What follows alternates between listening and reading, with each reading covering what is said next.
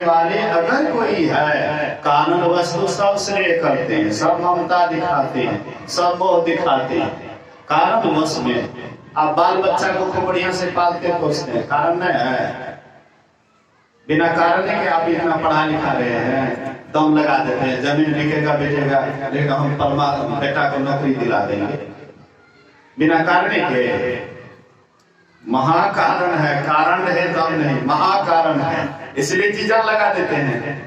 यह बेटा आगे चल करके मेरा सहारा बनेगा, हमको सुख दुख में साथ देगा, कारण लगा हुआ है। लेकिन परमात्मा बिना कारण के, कोई कारण नहीं है, आपसे वह प्रेम नहीं करे, आपको नहीं देखे, उनकी मर्जी है। लेकिन फिर भी और कारण, बिना कारण के आपसे इतना स्नेह करते हैं, प्रेम करते हैं। जैसे गाड़ी का चक्का घूमते रहता है, वैसे आप 84 लाख योनियों में घूमते रहते हैं, चक्कर काटते रहते, चक्कर काटते रहते, हाँ काटते रहते हैं। जब परमात्मा को देखते देखते जब देखा नहीं जाता है, तब परमात्मा क्या करते, एक अवसर आपको प्रदान कर देते हैं। बोलिए श्री सद्गुरु। एक अवसर आपको दे देते हैं कि चलो एक मौका तुमको दिया, इस मौका का फायदा उठा लो।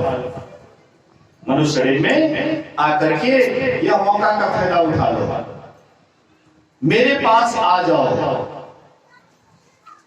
मेरे पास आ जाओ। यही एक जरिया है, मनुष्य शरीर ही जरिया है। इसमें आ करके इस शरीर, यह शरीर मैं तुमको देता हूँ, ये शरीर क्या है, नाव है। अब मेरी कृपा क्या है, अनुकूल वायु है। और सद्गुरु कौन है, मल्लाह है। ये तीनों साध अगर तुमको मिल जाए तो भव सागर तरने में तुम आराम से कर सकते हो। लेकिन हम लोग जब आते हैं, नाव मिल जाता है, केवट भी मिल जाता है खोलने पर। ईश्वर तो कृपा, ईश्वर की कृपा रूपी वायु तो है ही। लेकिन हम लोग सोचते हैं कि चलो ये काम तो बादों में कर लेंगे, पहले बेटा को देख लेते हैं, बेटी को देख लेते हैं, धन दौलत कमा लेते हैं, सब काम कर लेंगे, बाद में देखेंगे, बाद में देखेंगे। जब बूढ़े हो जाएंगे तो शरीर काम नहीं करेगा, तो सब चीज से लूज हो जाएंगे, तब आपको कर्म की कुशलता का होश भी नहीं रहेगा। आप कर्म कैसे कीजिएगा, कहां पर ख्याल रखिएगा, आप होश हवास खो दीजिएगा। नहीं, वो भजन में नहीं सुने हैं, अक्कल भेद तो चूल्हानी में, नर्तन के बाद मान बढ़ाई, भक्ति करो तो जवानी में, गई जवानी आई बुढ़ापा, अक्कल गिर तो चूल्हानी में। चूल्ही में अक्कल मतलब बुद्धि, अक्कल समझ सकती, वो चूल्ही में चला जाए, मतलब काम नहीं करेगा आपका। अक्कल बुद्धि काम नहीं करेगा। आप उस समय में जो चाहिएगा कि हम परमात्मा में अपने ख्याल में लगावे, नहीं लगेगा। युवा अवस्था एक ऐसी अवस्था है कि इस समय में आप जिधर का ख्याल कीजिएगा, बराबर उसी का चिंतन दिन रात कीजिएगा। युवा अवस्था में ये अभ्यास आपको बुढ़ापा में काम देगा, लेकिन बुढ़ापा में जाकर के कहिएगा कि काम कर लेंगे तो नहीं हो गया। इसलिए महापुरुष कहते हैं कि जैसे राम जी कर्म करने में कुशल थे, जैसे भगवान कृष्ण कर्म करने में कुशल थे, जैसे भोले बाबा दिन रात ध्यानस्थ रहते थे, कर्म करने में कुशल थे, हम आप भी इस शरीर में आकर के जितने भी कर्म का बचा हुआ फल है, सबको हम जला सकते हैं। जलाने की क्षमता है मनुष्य शरीर में आकर के, इसको जलाने की क्षमता है। नहीं होता तो गुरु महाराज जी क्यों कहते, यही मानुष दे समैया में अकरु परमेश्वर में प्यार, अकर्म अधर्म को जला खाक कर देंगे तुमको ताप। अरे कर्म को तो जलेबे करेंगे, धर्मों को जला देंगे। बोलिए श्री सद्गुरु। कर्म को तो जले हुए करेंगे। यहाँ पर कर्म धर्म से मतलब समझिएगा पाप पुण्य, कर्म धर्म से मतलब समझिएगा पाप पुण्य। तो पाप को तो जले हुए करेंगे लेकिन पुण्यों को जला देंगे, दुख को तो जले हुए करेंगे लेकिन पुण्य सुखों को जला देंगे। और सुखे के लिए तो हम लोग इतना है दिन रात मेहनत करते हैं, सारा सुख सुविधा हमारे ही पास हो, सारा संसार का ऐसा आराम हमारे ही पास हो। तो दुख को जलाएंगे ये ठीक है, लेकिन सुखों को जला देंगे। सुख दुख दोनों ही आपको नीचे ही गिराने वाला है। चाहे सुख में रहिए या दुख में। सुख में रहिएगा तो दुख तो आपका पीछा करवे करेंगे, और दुख में जाइएगा तो सुख आपका पीछा करेंगे।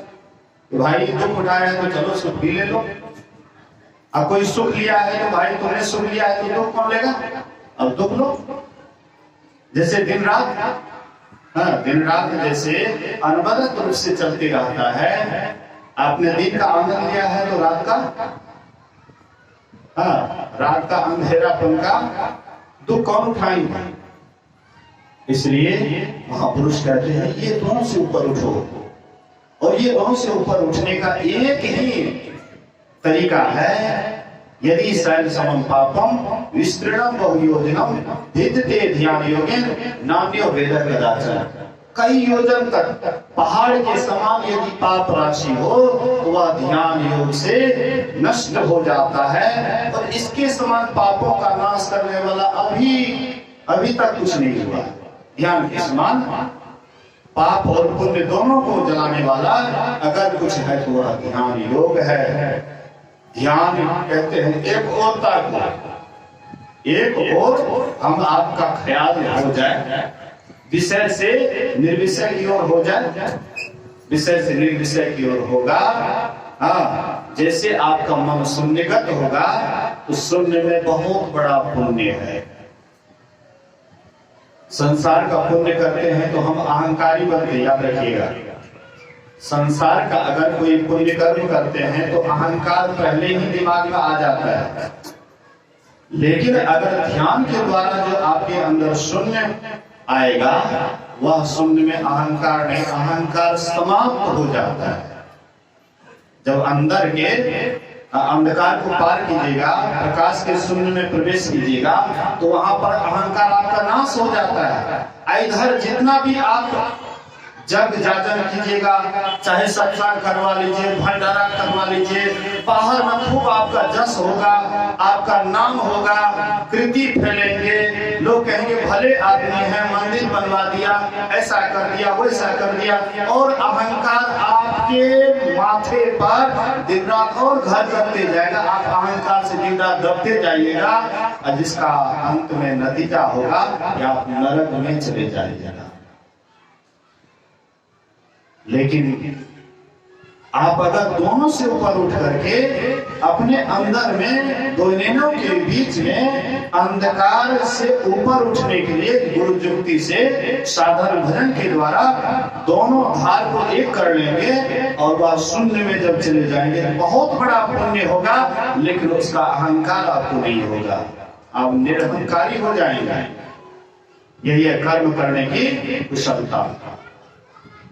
जो इस तरह से कर्म करने के कौशल से कर्म करते हैं उसको कर्म का लेप नहीं चढ़ता है, वही पाप पुण्य को जला करके एक दिन परमात्मा में जाकर के मिल जाते हैं और उसका आवागमन इस तरह के लिए समाप्त हो जाता है। इसी को सुनने समझने समझाने के लिए यह आयोजन है। इस तरह से आप लोग आइए, बोलिए श्री सद्गुरु महाराज की जय।